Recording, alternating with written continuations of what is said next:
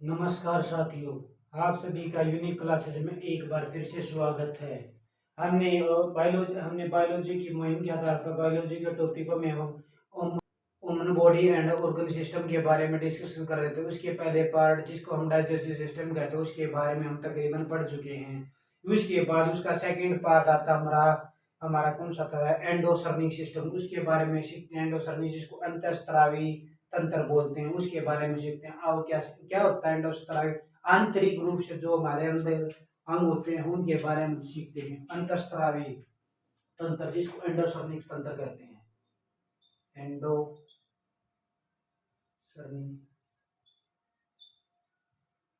System, अंतःस्रावी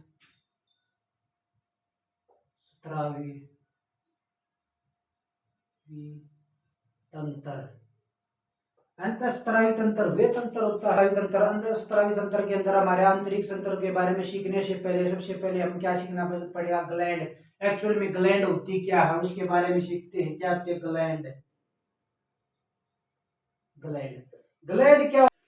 glands व ग्रंथि। Glands व ग्रंथि में हम सबसे पहले ग्लैंड्स व ग्रंथि वे कोशिका उत्तक अथवा अंग होते हैं जो किसी उपयोगी सतरावी पदार्थ का सतरावी करते हैं तथा उसे विशेष प्रकार के कार्य को संपादित के लिए करते हैं। ऐसी संरचना को हम ग्लैंड कहते हैं। उसके बारे में सीखते क्या होता है। वे कोशिका उत्तक व अंग किसी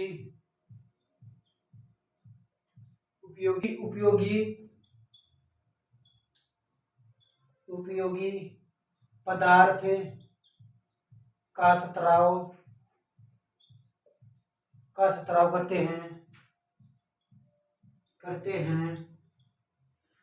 तो करते हैं परंतु विशेष कार्य के लिए, किसी विशेष कार्य को संपादित करने के लिए,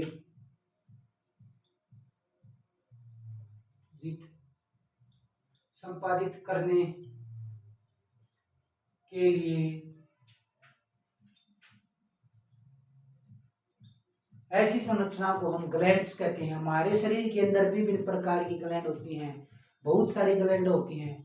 आओ सीखते हैं ग्लैंड हमारे शरीर के अंदर। Gland, how many types of the glands.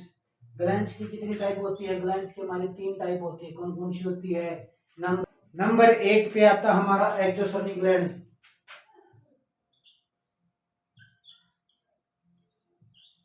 एक्सोसर्निक gland. Number 2 पे आता एंडोसर्निक ग्लैंड।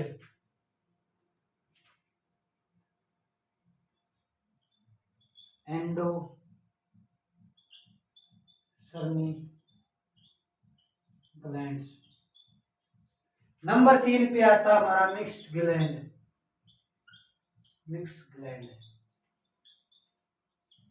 आगे सुनिए, एक्सोसर्निक ग्लैंड के अंतर्गत कौन सी आती हैं? ग्लैंड के अंदर वे ग्लैंड आती है, वे ग्रंथि आती हैं जिनके अंतर्गत नलिका युक्त होती है। क्या होती है? नलिका युक्त।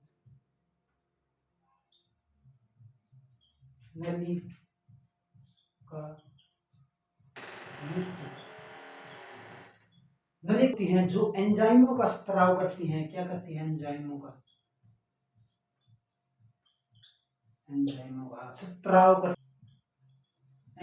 स्त्राव करती हैं, नलिका युक्त होती हैं एंडोसर्निक ग्लैंड। और क्या होते हैं भैया जी? इसके अंतर्गत हमारे इसका प्रभाव शरीर के एक विशेष भाग में होता है।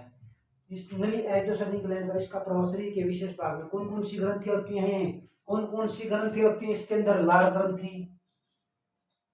लाल ग्रंथि, सफेद ग्रंथि, ये आती है हमारे एक्सोसर्निक ग्लैंड के अंदर। ये बात है एंडोसर्निक ग्लैंड क्या होती है भैया? सेकंड नंबर की एंडोसर्निक ग्लैंड क्या होती है? वे ग्लैंड होती हैं जिनके अंतर्गत नलिका विहीन होती हैं, जिनके अंदर नलियां नहीं होती, नलिका युक्त नहीं। ये तो नलिका युक्त है, ये नलिका विहीन होती है। नंबर 1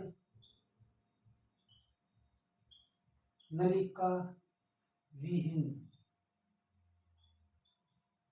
नलिका विहीन, नलिका विहीन होती हैं। ये तो हमारा एंजाइमों का स्त्राव करती है, ये हार्मोनों का।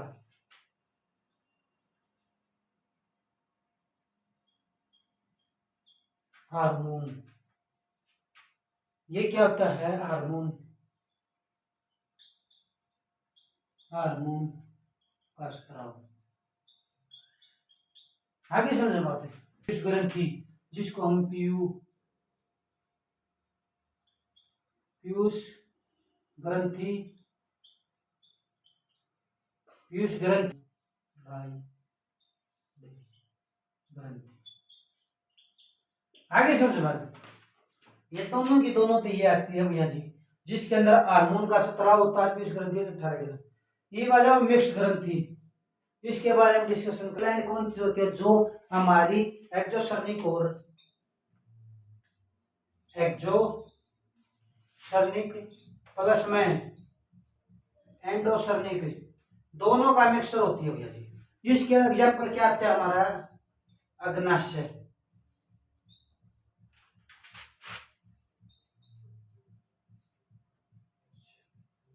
पूछा जा सकता है भैया जी। इसके अंदर क्या पूछा जा सकता है? जो हमारी पीयूष ग्रंथि है, यह हमारी एंडोसर्निक है या एक्सोसर्निक ग्लैंड्स है, तो आपको बिना हजर के आपको कौन सा बोलना? एंडोसर्निक ग्लैंड्स होती है हमारी, जो नलिका विहीन होती हैं। अच्छा, नलिका हमारे पीयूष ग्रंथि के अंदर क्या होता है? हार्मोनों का स्त्राव होता है, कि एंजाइमों का। और लाल ग्रंथि हमारी एक्सोसर्निक ग्लैंड है। क्वेश्चन में ऐसे पूछा जा सकता है, जो हमारी थायराइड ग्रंथि था, ऐसे क्वेश्चन पुट हो सकता है, थायराइड ग्रंथि के अंतर्गत कौन सी ग्रंथि आती है? हमारे ऑप्शन में मिलेगा हेक्सोगर्निक ग्लैंड्स, अच्छा एंडोसर्निक ग्लैंड्स, तो आप क्या लिखोगे? एंडोसर्निक ग्लैंड्स। आगे समझ पा। अब चलते हैं, अब आ जाओ भाई, मनुष्य के शरीर में एंडोसर्निक सिस्टम तो आ गया। अब मनुष्य के शरीर में कितनी होती है? मनुष्य के शरीर में, मनुष्य के शरीर में अंतःस्रावी कौन से एंडोसर्निक ग्लैंड्स मनुष्य के शरीर के अंतर्गत कितनी होती है? 8 होती है। कौन कौन सी होती हैं? सबसे पहले आती है हमारी, क्या आती है भाई? आती है पीयूष ग्रंथि। ग्रंथि नंबर 1 पे आता है पिट्यूटरी ग्लैंड, पिट्यूटरी ग्लैंड, जिसको हम पीयूष ग्रंथि बोलते हैं, पीयूष ग्रंथि। नंबर 2 पे THORID, thyroid gland, thyroid gland ग्रंथि बोलते हैं। पैरा थायराइड ग्लैंड, जिसको हम पैराथायराइड बोलते हैं, राइड, पैराथायराइड ग्रंथि बोलते हैं। अब इसके point, thymus, thymus gland, thymus gland के बाद हमारा था थाइमस को थाइमस बोलते हैं, थाइमस, थाइमस को थाइमस बोलते हैं। बाद आ जाती है हमारी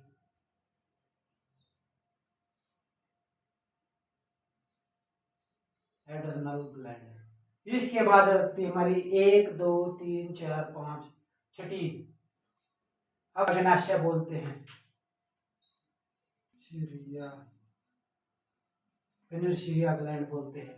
नंबर 7 पे आती है भैया जी, ये 2 पार्ट रह गए, इसके यहाँ पे डिस्कशन करते हैं भैया। नंबर डिस्कशन कर चुके हैं, उसके बारे में अब डिस्कशन नहीं होगा भैया जी। एलिमेंट्री बोन्स, जिसको हम, इसको तो हार्नाल बोलते हैं, हार्नाल ग्रंथि, इसको बोन्स थी। ये है भाई हमारी 8 ग्लैंड्स। इनके अंदर कर से अगर क्वेश्चन पुट होता है एंडोसर्निक सिस्टम, इनसे बाहर नहीं आएगा। ध्यान से सीखना एक चीज को, जो हमने ये कटिंग करके की भाई बोर्ड पे नहीं आ सकता था, हमने इसी डाल दिया। यहाँ पे समझ में आ गई जनरल ग्रंथि तक कंप्लीटली। अब ग्रंथि क्या होती है? पीयूष ग्रंथि, जिसको हम पिट्यूटरी ग्लैंड कहते हैं। पिट्यूटरी ग्लैंड कहाँ पे होता है? हमारे मस्तिष्क के अंदर होते हैं। सबसे पहला पॉइंट क्या आता है? ये हमारे मस्तिष्क,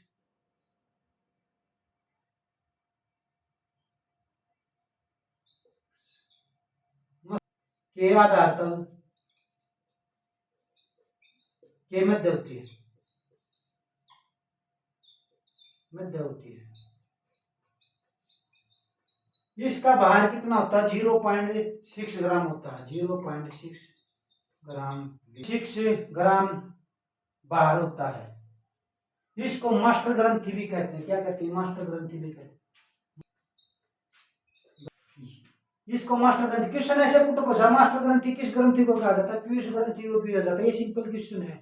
यह हमारी सबसे छोटी ग्रंथि है। कौन सी है? सबसे छोटी ग्रंथि है ये अंतःस्रावी, अंतःस्रावी ग्रंथि में सबसे छोटी, सबसे छोटी है। आगे समझ मतलब, ये हमारी सबसे छोटी ग्रंथि है। हार्मोन्स, हार्मोन्सों को रिलीज करते कौन कौन से हार्मोन्स होते हैं भैया जी? ऐसे हम बोलते हैं जिसको हम क्या बोलते हैं? स्टोमोट्रोफी, स्टोमोट्रोफी हार्मोन्स बोलते हैं। क्या होते हैं? एसटीएचओ, स्टोमोट्रोफी हार्मोन्स। ये क्या होते हैं? बच्चों की वृद्धि करने में सहायक होते हैं। जितनी बच्चे की वृद्धि होती है ना, जो पिट्यूटरी ग्लैंड के कारण, किसी बच्चे की हाइट बढ़ रही है, किसके कारण होती है? हमारी पिट्यूटरी ग्लैंड। पिट्यूटरी ग्लैंड जितनी ज्यादा एक्टिव होगी बच्चे की, उतनी हाइट ग्रोथिंग होगी। अगर किसी बच्चे की पिट्यूटरी ग्लैंड के अंदर एसटीएच हार्मोन्स होता है, जो हमारे बच्चे की हाइट को ग्रोथ करता है। अगर किसी इसकी कमी के कारण क्या हो जाता है भैया जी? एसटीएच हार्मोन्स, एसटी हार्मोन्स की कमी के कारण बच्चे का पूर्ण। एसटीएच हार्मोन्स के बाद आ जाता है हमारा टीएसएच हार्मोन, जिसको हम थायराइड स्टिमुलेटिंग हार्मोन्स बोलते हैं। जो हमारे थायराइड को कंट्रोल करता है वह हमारा टीएसएच हार्मोन्स होता है, जो हमारे थायराइड को। एटीसीएच, एडीएच एंडोट्रोपिक हार्मोन्स, इसके अंतर्गत एमएसएच हार्मोन्स विभिन्न प्रकार के हार्मोनों को रिलीज करता है। आगे समझो बात, ये हमारे, इसको क्लीन कर दें, यहां तक समझ में आ रहा तो इसको क्लीन कर दें।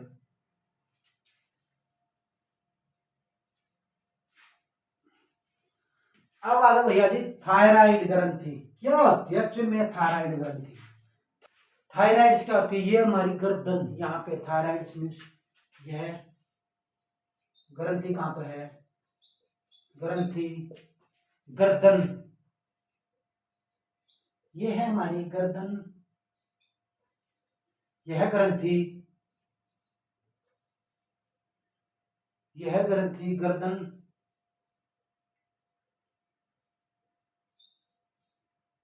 गर्दन के ट्रोकिया, ट्रोकिया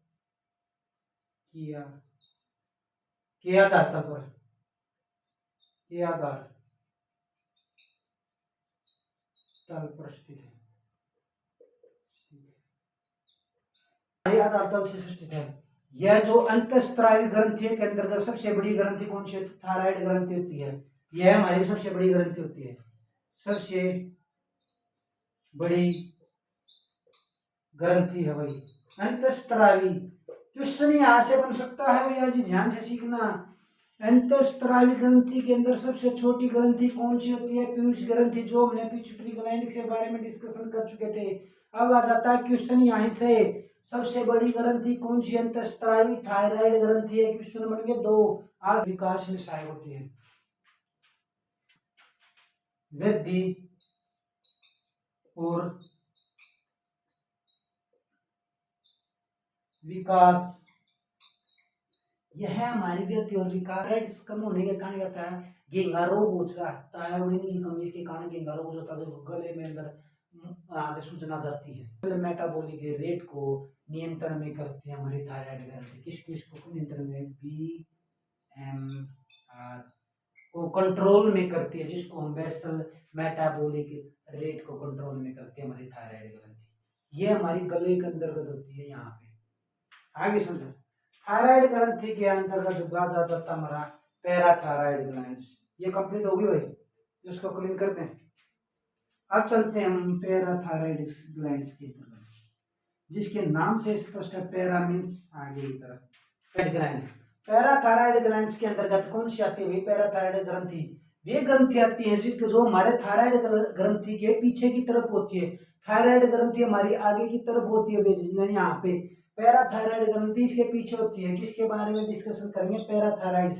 पैराथायराइड्स ग्लैंड्स के अंतर्गत सबसे पहले हम क्या डिस्कशन करेंगे, ये हमारे थायराइड ग्रंथि के पीछे होती है। क्या होती है?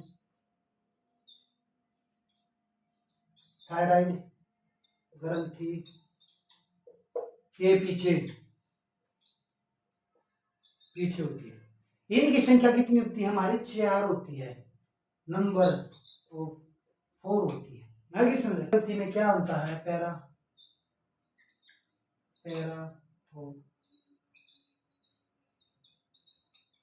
पैराथर्मोन्स का स्त्राव होता है। पैराथर्मोन्स कैल्शियम एंड फास्फोरस, फास्फोरस को हमारे क्या करती है? यह नियंत्रण में करती है। कैल्शियम फास्फोरस को नियंत्रण करती है, नियंत्रित करती है, के लिए बहुत ही लाभदायक होती है। हड्डियों और दांतों के विकास में बहुत सहायक होती है। क्या होती है? हड्डियों हड्डियों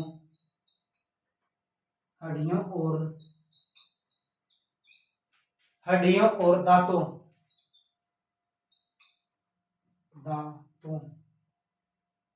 दांतों में के विकास में सहायक है। अब क्वेश्चन बन सकता है भैया जी, हमारे हड्डियों और दांतों के विकास के लिए कौन सी ग्रंथि आती है? हमारी उसका अधिक स्त्राव होने के कारण हमारे जो हमारे गुर्दे की पथरी होती है वह इसके कारण होती है। इसके थायराइड की कमी के कारण बहुत सारे रोग होते हैं।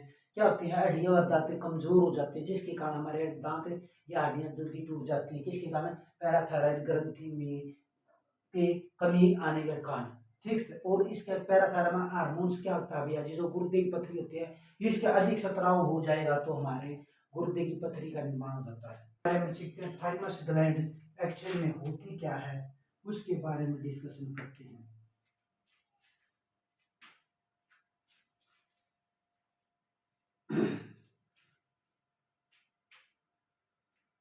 यहाँ पे लिख दें भाई थाइमस, कहीं तो कर दिया। यहाँ पे लिखो भाई थाइमस। कौन सा? थाइमस ग्लैंड, जिसको हम थाइमस ग्रंथि बोलते हैं। ग्रंथि हमारे हृदय के सामने की तरफ होती है। क्या होती है? ये थाइमस ग्रंथि क्या होती है भैया जी? यह बहुत इंपॉर्टेंट है। यह हमारी हृदय के सामने की तरफ होती है, हृदय के सामने स्थित होती है, हृदय के सामने स्थित होती है।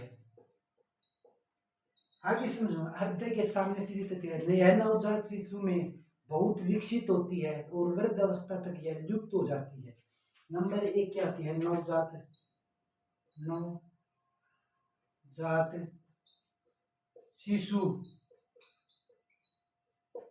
शिशु में पूर्ण विकसित होती है, पूर्ण विकसित होती है और वृद्ध अवस्था तक ये लुप्त हो जाती है और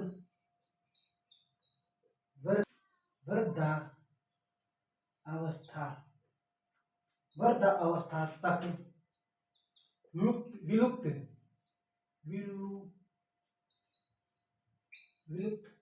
हो जाती है। एक ऐसी ग्रंथि है जो हमारी थाइमस ग्रंथि एक ऐसी है जो समय के अनुसार अपने आप लुप्त हो जाती है। कौन सी है? Thymus glands. क्या होती है? वृद्ध अवस्था तक ये लुप्त हो जाती है। हार्मोन्स कौन सा? थाइमोन्स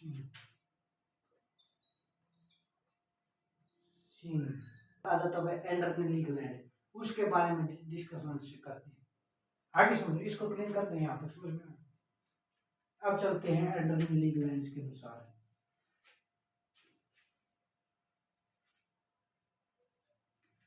अब क्या हो गया जी?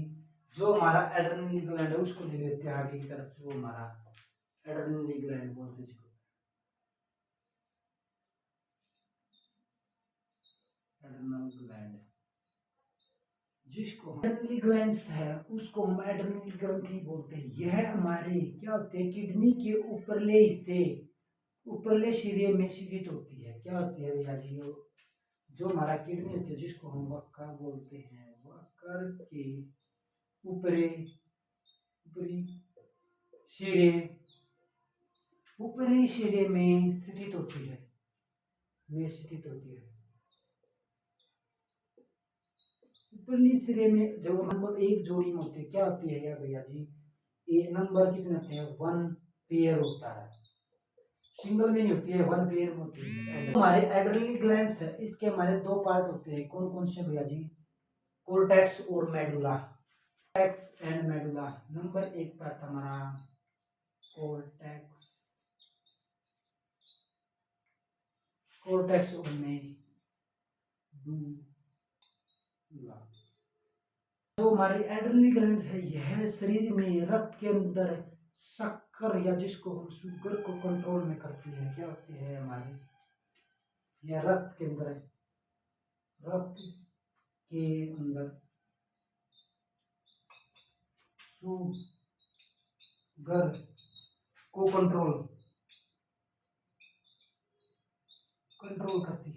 कहाँ, आपने सुना भी होगा किसी का शुगर कंट्रोल ऊपर हो जाता है, किसके कभी एड्रेनल ग्लैंड पूर्ण रूप से क्रिया नहीं करती, जिसके कारण हमारा शुगर आउट ऑफ कंट्रोल हो जाता है। विभिन्न प्रकार के हार्मोन्स रिलीज होते हैं, कौन कौन से हैं, ग्लूकोडोन हार्मोन्स, विभिन्न प्रकार के हार्मोनों को रिलीज करती है एड्रेनल ग्लैंड। आगे समझो बात, इसके बाद जो हमारा पेनिस है जिसको हम अग्नाशय बोलते हैं, उसके बारे में और डिस्कशन कर लो भाई।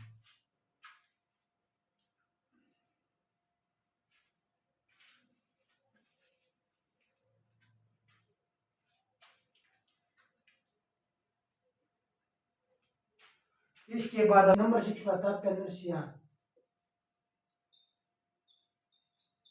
पेनिसिया जिसको हम अग्नाशय बोलते हैं, अग्नाशय बोलते हैं। है क्या होती है ये, एक्सोसर्निक और एंडोसर्निक। क्या होती है, नंबर 1 पे आता है एंडोसर्निक प्लस में एक्सोसर्निक, एक्सोसर्निक ग्लैंड्स दोनों टाइप की होती है भैया जी। इसको मिक्स ग्लैंड जो बोलते हैं हम अग्नाशय को, दोनों होती है। एंजियोसर्निक, एंजियोसर्निक के अंतर्गत क्या था, हार्मोन्स रिलीज होते हैं। क्या होते हैं हमारे हार्मोन्स, हार्मोन्स क्या आते हैं, हार्मोन्स स्त्राव होते हैं। इसके बाद हमारे हार्मोन्स स्त्राव होते हैं, अंतर्गत हमारा आता है लैंगहर्शन,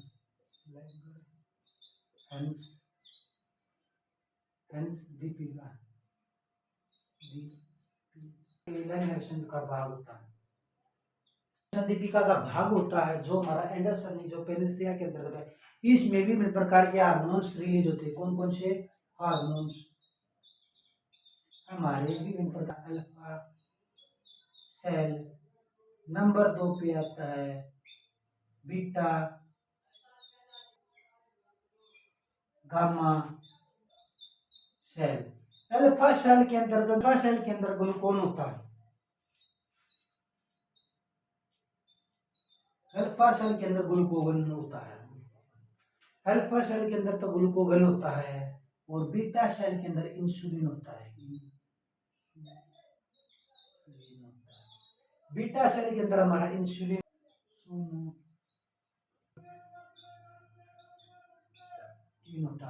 होता है। अब क्वेश्चन बनता भी, इंसुलिन हमारे बॉडी के किस पार्ट के अंदर, कौन सी ग्रंथि के अंतर्गत होता है। क्वेश्चन यहीं से पुटअप होता है भैया जी। जो हमारा इंसुलिन है वो कहाँ पर होता है, बॉडी के अंदर, अग्नाशय के अंतर्गत होता है। डायरेक्ट यहीं से क्वेश्चन बन जाता है। जो अल्फा सेल के अंतर्गत है, जो हमारा ग्लूकोन हार्मोन्स क्या होता है, जो ग्लाइकोन को ग्लूकोज में परिवर्तित कर देता है। किसको, ग्लाइकोज को,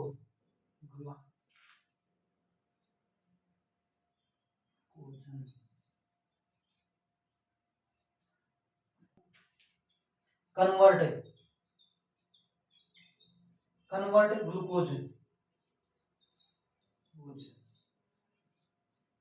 ग्लाइकोन को कन्वर्ट ग्लूकोज में कर देता है। किसकी कारण के कारण, अल्फा सेल के, हमारे शरीर के अंदर, हमारे रक्त के अंदर जो हमारा ग्लूकोज की मात्रा, ग्लाइकोन्स की मात्रा हमारी अधिक हो जाती है, जिसके कारण हमारा ग्लूकोज की मात्रा अधिक होने के कारण ग्लाइकोन हार्मोन्स कम हो जाते हैं। आगे समझ लो। अब आ जाओ भैया जी, आते हैं हमारे insulin hormone. Insulin hormone protein के बने होते हैं। किस चीज के? प्रोटीन, प्रोटीन के बने हैं। एक तो ये प्रोटीन, यह हमारे शरीर के अंदर, यह हमारे रक्त के अंदर ग्लूकोज की मात्रा को कम करता, घटाता। जैसे ग्लाइकोन को हम ग्लूकोज में परिवर्तित कर देता है। आगे समझो। रक्त में ग्लूकोज की मात्रा कम करता है, ग्लूकोज की मात्रा कम करता है। आइए अब नंबर 3 हम डायबिटीज बोलते हैं। जिसकी कमी के कारण हमारा डायबिटीज रोग हो जाता है। आगे समझे। अब आ जाए gamma gamma cell hormones. Gamma cell hormones के अंदर स्टोमेटिन हार्मोन क्या होता है? स्टोमेटिन हार्मोन पचे हुए भोजन में अवशोषण को कम, ये हार्मोन का कार्य क्या? पचे हुए भोजन का अवशोषण को कम कर देता है। क्योंकि कैसे कम कर देता है? जहां से वह पचे हुए हार्मोन्स का रिलीज होते हैं उनको रोक लेता है, जो भोजन को पचाने में सहायक होते हैं, अवशोषण को कम कर देता है। जो भोजन क्या आ गया? स्टोमेटिन हार्मोन्स भोजन भोजन क्या होता है? भोजन का पाचन, अवशोषण,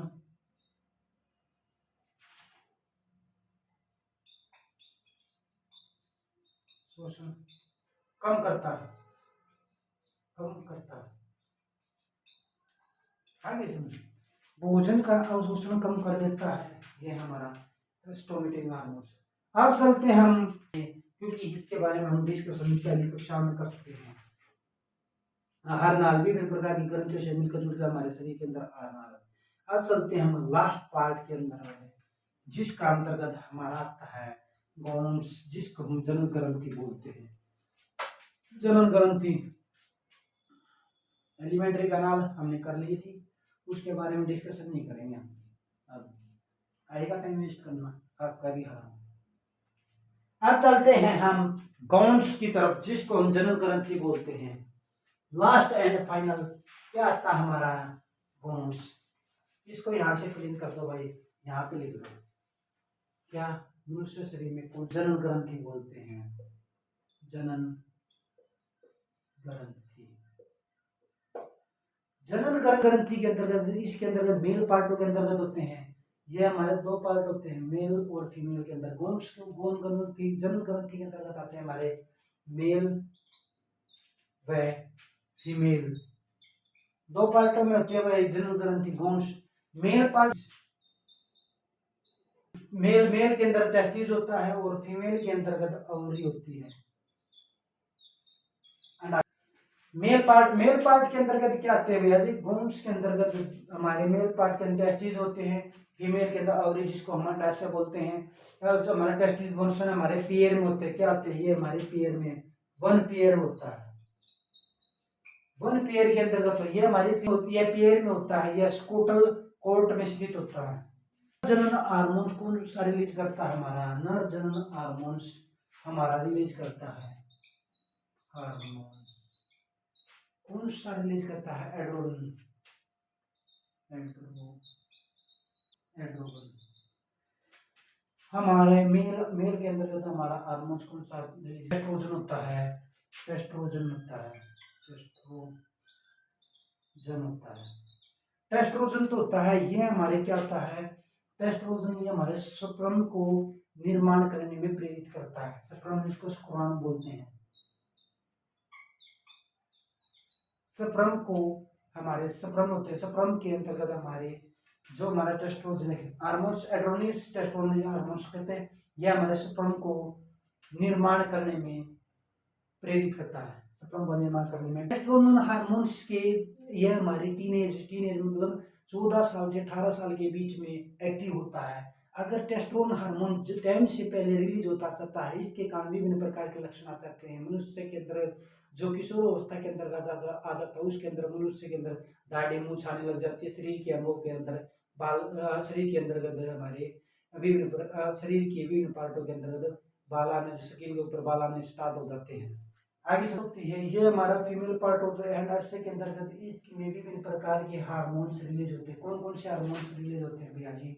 जो हमारे पेट के अंतर्गत होती है, हॉर्मोन्स,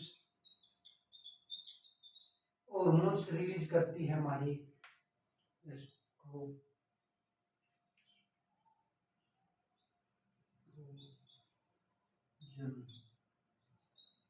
एस्ट्रोजन भी आता है हमारा, प्रोजेस्टेरोन।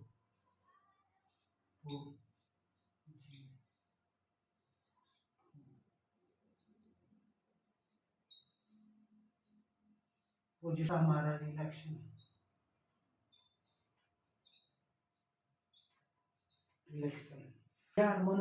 ये हार्मोन फीमेल के अंदर विभिन्न प्रकार के हार्मोनों को रिलीज करता है, जिसके अंतर्गत फीमेल के अंदर विभिन्न प्रकार के परिवर्तन होते हैं एस्ट्रोजन हार्मोन के कारण।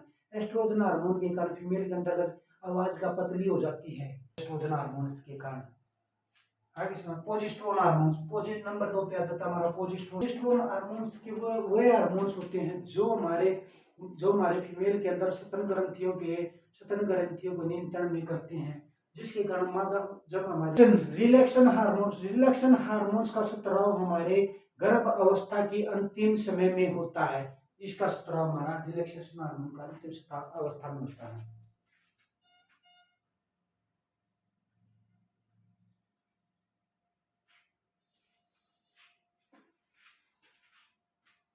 रिलैक्सन हार्मोन्स का स्त्राव गर्भ अवस्था के अंतिम समय में होता है, जिसके कारण हमारे इंटरनल लिगामेंट्स हमारे लचीला, जो हमारा लिगामेंट वो लचीला हो जाता है, जिसके कारण बच्चे का जन्म आसानी से हो जाता है रिलैक्सेशन हार्मोन्स के कारण।